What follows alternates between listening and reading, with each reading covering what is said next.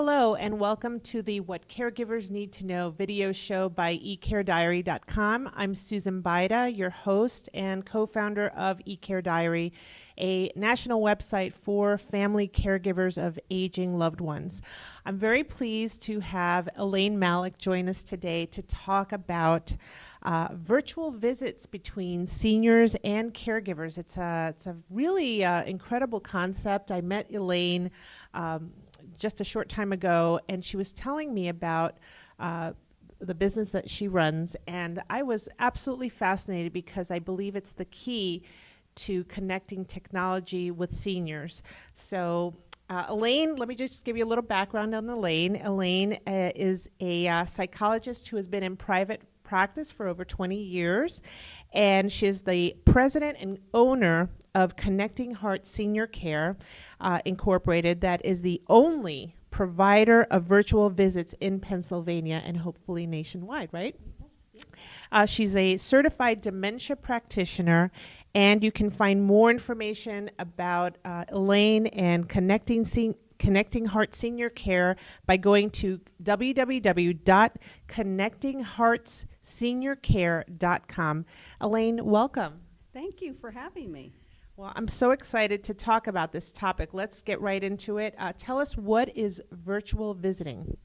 Virtual visiting is a way for family caregivers and their families to stay connected to seniors without having to be there. So it's a way to keep that connection going for both sides. Right. And you know, I know that we were talking a little bit about a white paper that you did about loneliness, and what I find so interesting is that despite how many families or friends seniors might have, they often are very lonely and are isolated. So let's talk about maybe how this could help. Yes, yeah. Yes. When I began I've been a practitioner for over 20 years, and I've worked a lot with caregivers who have gotten to the place where they have compassion fatigue. It's called burnout, and they come in and they talk about how it's hard to be there for their loved ones. And I also, because I'm a dementia practitioner as well as a grief counselor, work with seniors who have gotten to a place where a lot of their life is filled with loss. They've lost friends, families, siblings. And so you see this challenge on both sides. And what we know about people as they age, they begin to want to be connected in meaningful ways to those people who matter to them. So being in activities is great, but also being connected to people that matter is more and more important as their life becomes shorter. So what is occurring is the senior isn't having enough meaningful visits from family members. And loneliness is not the lack of people, it's the lack of close, intimate people. And so that loneliness can settle in and create for the senior risks of depression, anxiety, agitation, and it can become a very serious health risk. So this is a very serious issue for seniors. Right. And I think the missing piece here is that, you know, and I'm in the world of technology, I see a lot of devices out there that are created for seniors, you know, large print, large button devices, but tell us how your service differs. Yeah. We see a lot of uses of technology in everyday life. We're starting to see more of an emergence of telehealth, telemedicine, where doctors can be connected to their patients when they can't be there.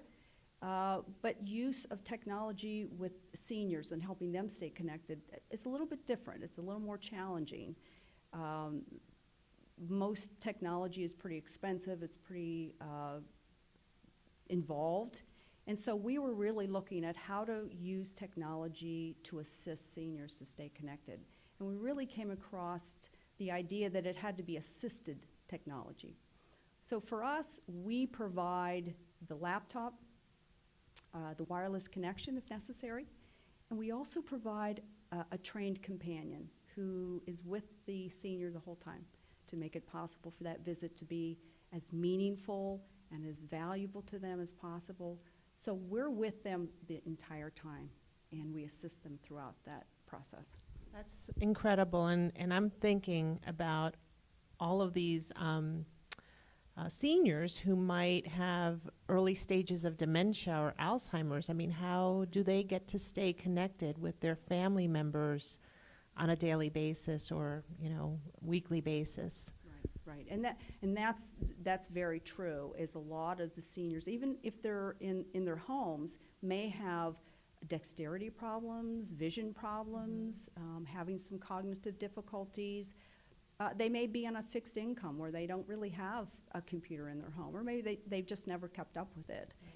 And so those people are not going to be able to just access technology themselves and make those virtual visits possible without our assistance. Yeah, I'm thinking of my mother who's cognitively okay, but physically, and she just doesn't feel comfortable with an iPad. And as simple as we think that iPads are to use, they're not. And imagine a senior who has cognitive issues. How are they going to push a button? They get lost very easily. Very easily. I just got Windows 10, and it took me a couple of weeks to figure out my way around it. So you can imagine somebody who has not kept up with technology or becomes confused easily. And again, that's why we have an assisted technology format, is our providers there from the beginning to the end. We even encourage our providers to participate in the visits. So the visits stay focused on pleasant conversation, things that are meaningful for both the caregiver who's out of town or can't be there, as well as the senior that we're with. So that is great.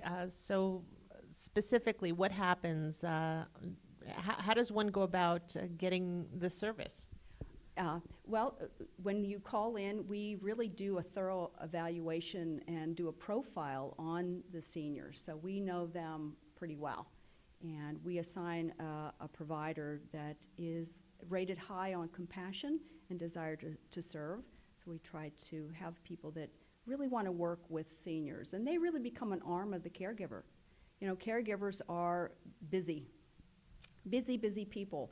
And sometimes getting over there to check in or just to visit on a regular basis can be really challenging. And so you have the caregiver who's stressed and needs to get over there but has many more things to do.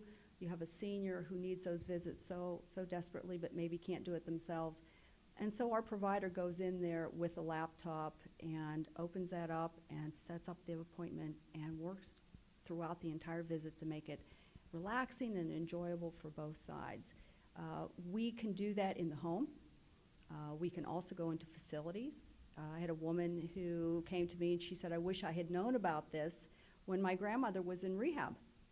She had fallen and she had 6 weeks of rehab, and the woman I was talking to said it would have been wonderful to be able to get over there twice a week and then have virtual visits the other days, because I have kids at home and I work, and it was a very stressful situation. So there's lots of ways that these visits can supplement the real visits. Right. And so what do they do during the visit? Like what kind of a device do they use? Does the senior need to have a computer of their own? No, that's the beauty of it, is we show up with the laptop, or we can even provide a wireless connection for those people in their homes who don't have a computer even. They don't even have to know how to use one, because we are really there to make sure that visit is about the caregiver connecting with the family member. So, and so the person who's assisting the senior will help them do FaceTime or phone calls, or yeah, it's FaceTime, and we do have a HIPAA compliant portal if that's necessary, but we can use Skype, we can use other video chat resources. That, like I said, the senior just sits back and has the visit, and we make it all happen. And they're connected to whomever they'd like to be connected to, whether it's a friend of theirs or a family member? Yes, it could be a visit with their daughter, and they get to see the grandkids because they're sitting at home having that visit instead of getting in the car and driving an hour or two to where grandma lives and trying to visit from there. So it's a nice thing for both. That is fantastic.